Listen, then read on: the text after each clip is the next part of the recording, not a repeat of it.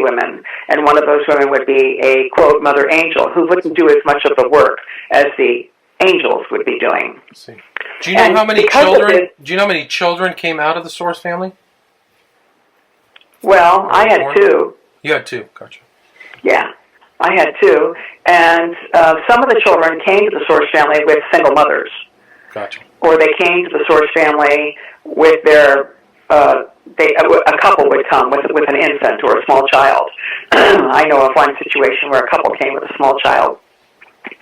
But, excuse me. What was the attitude towards the children? Was it kind of, in different organizations, they kind of have different approaches. What was the Source family's approach to child rearing?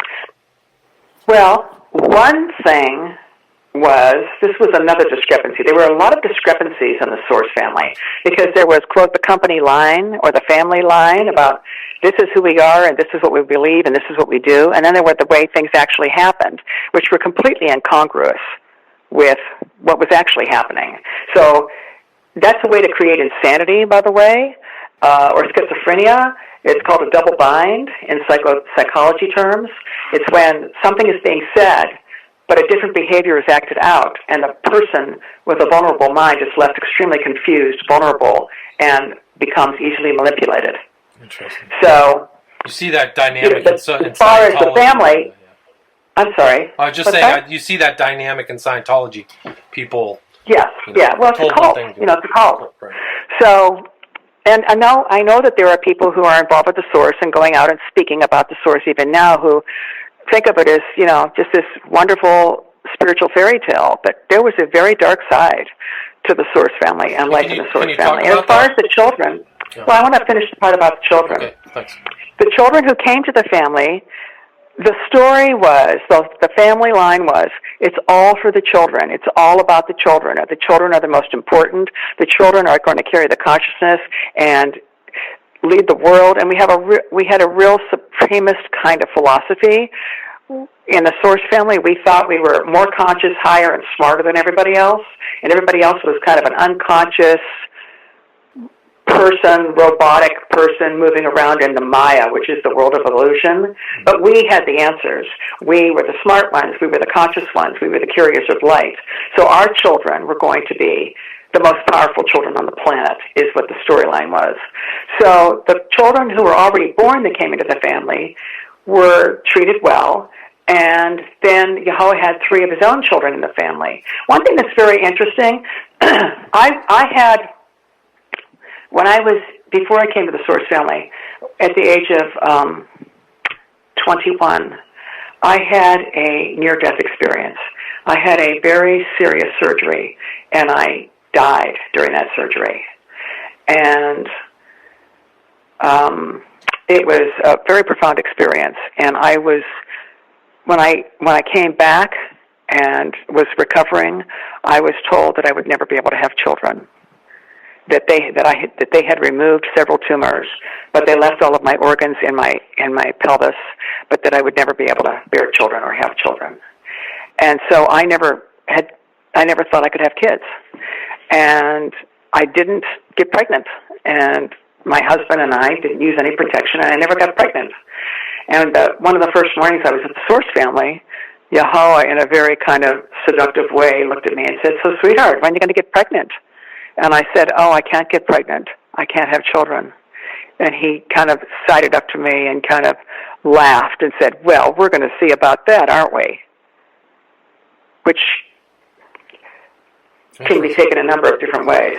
And do you think that there was some kind of supernatural influence that allowed a pregnancy, or how do you think that came about? I think that I may have cleaned up my body by the clean living, and living in Hawaii and breathing fresh air and eating nutrient-dense foods. And I didn't even realize I was pregnant until I was 3 months pregnant, because I didn't even imagine that I could be pregnant. And my pregnancy was very traumatic because it was during the time when we were living somewhere else in Hawaii. And I was very thin, and there wasn't a lot of food, so I volunteered for kitchen duty every chance I could get, kitchen cleanup duty. And in kitchen cleanup duty, I would eat the scraps that had been left. And on the rare occasion, I remember one time, literally almost starving, and one time someone had brought a fish. One of the sons had caught a fish, and we had fish that night. And I remember being so excited that I was doing cleanup in the kitchen that night. And I stayed up late to do cleanup. You don't get much sleep when you do kitchen cleanup because you're in the kitchen doing a lot of cleaning till, you're not in bed at 9 o'clock at night. And you're still have to get up early the next morning. But I can remember reaching in the trash and getting that fish skin and sucking on that fish skin and chewing that fish skin and putting it through my teeth the way you put an artichoke leaf through your teeth to get the insides out, doing that and sucking that fish skin because I was starving. I was pregnant. I was super thin. And when I was 7 months pregnant, you couldn't even tell. My stomach was almost flat. And I remember one of the women who were on the council, it was called the council, who were the women who were around Yehovah a lot of the time. I actually went to be with Yehovah and be one of those women, but I couldn't tolerate it wasn't worth it.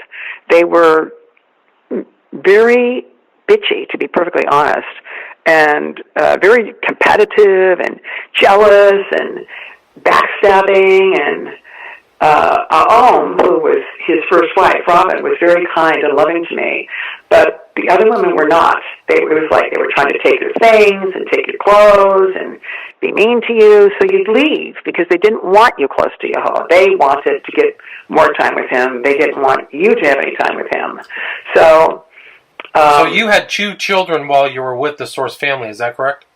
I had 2 children. I had one child that was born in the Source family. Gotcha. And the thing that I wanted to mention about being so thin, I can remember one time, this is when we lived in Hilo, I took a nap in the afternoon and I woke up screaming.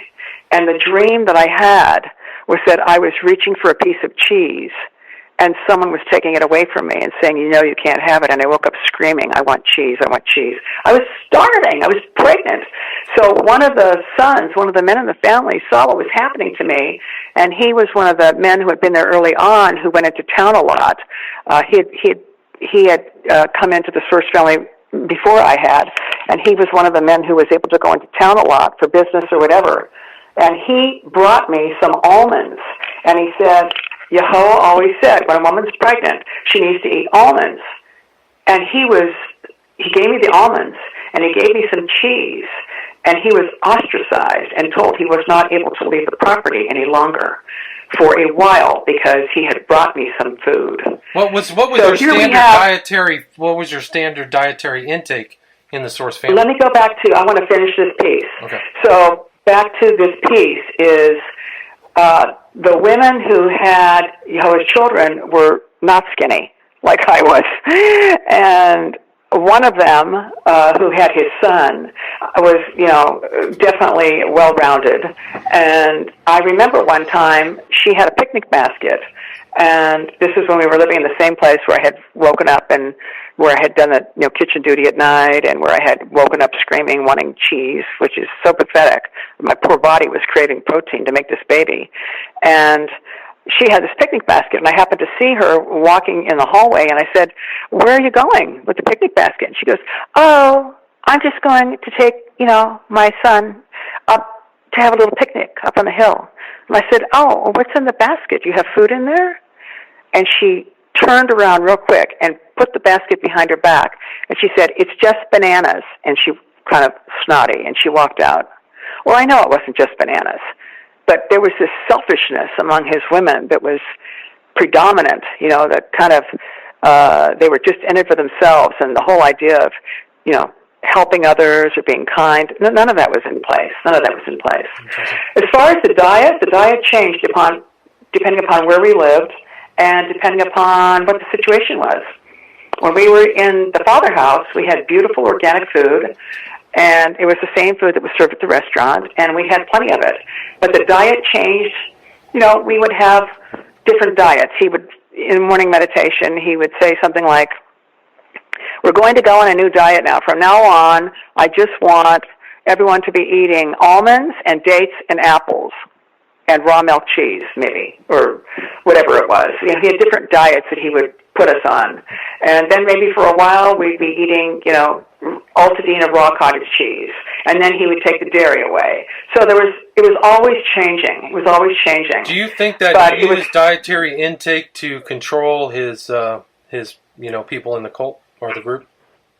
Well, I will tell you that what I know about nutrition and what I know about diet and what I know about mood now is that when you have a group of people and they are protein deprived or they're in a hypoglycemic state, they are somnambulistic. Somnambulistic. That's the term used in clinical hypnotherapy. Sleepwalker. Somnambulistic means very easy to manipulate. Gotcha. Very easy to manipulate. So we're kind of coming down to the. We're kind of coming to We're kind of coming down to the end of the hour. So okay. We just kind of finish up with how father-yod or Yahuwah, how he died, and what happened after that, and bring it full circle to where you are today. Well, there were a few of us that were with him on the Big Island, on Oahu. On Oahu. And I was there with him on Oahu with some of the women and two of the sons. The one that I was with at the time, Mercury, who I had been assigned to. Mercury was wonderful. It wasn't like a torture or anything. He was a beautiful man, and we had a great relationship. So I was with Mercury, and then Yahuwah called me in one morning, and he said, "It's time for you to leave Oahu, and you need to go back and be with Orbit." And that was it. Somebody put me on a plane, and I went back to be with Orbit and left Mercury. So he was there with some of his women, and he kept Mercury there, and Mercury had been a hang glider. Mercury had set the world record for being in the air longer than anybody else at that time, 13 and a half hours in the air. Wow. I was Mercury's woman at that time, and I was with him up on the hill when up the cliffs of Makapu when he set that world record. And so Yahuwah said that he wanted to hang glide, and he'd never hang glided before. And so they went up on the hill, and Mercury launched him, and he went off the hang glider, and he was soaring up in the air, and then the wind changed, and he crashed. And he was conscious down at the bottom of the cliff and laying on the ground, and eventually he passed away. We called it left the body in that house. And I remember being back on the other island and the phone ringing outside. We had a payphone outside of the house. And one of the sons answered the phone, and I was standing there next to him. And he hung up the phone. He started laughing, and he said, "Father just left the body." And he was laughing. And I said, "That's not funny. Why would you say that?" And he said, "No, really. I just got a phone call from Oahu. Father just left the body." And we all kind of were in a state of disbelief. So it took a long time for people to start to leave. And, we tried to stay together as long as we could. And his mother, Angel, whose name was Makushla, continued to lead the family. And we thought that he had died looking in her eyes, and so he had transferred the consciousness into her, so we continued to stay together. But then people started to leave and spin off, and a lot of people came back to Los Angeles. Some people stayed in Hawaii. I stayed in Hawaii for a long time, and then I came back to Los Angeles, and Orbit and I got back together again in Los Angeles. And flash forward to here I am now with my private practice in Valencia, doing what I do. And, I have this experience that was really profound. Would I do it again? No. One thing that is so important for people to know is that you have to always, you can't blindly follow a leader. You can't, in politics, in spirit, in personal growth, anything. You can't just follow a leader. You have to use your brain, and you have to make sure you take care of yourself physically so you have enough protein to even think and keep yourself in the present and have your logic and reason so that you can make appropriate decisions for yourself. And it's really hard because human nature is to follow someone, and human nature is to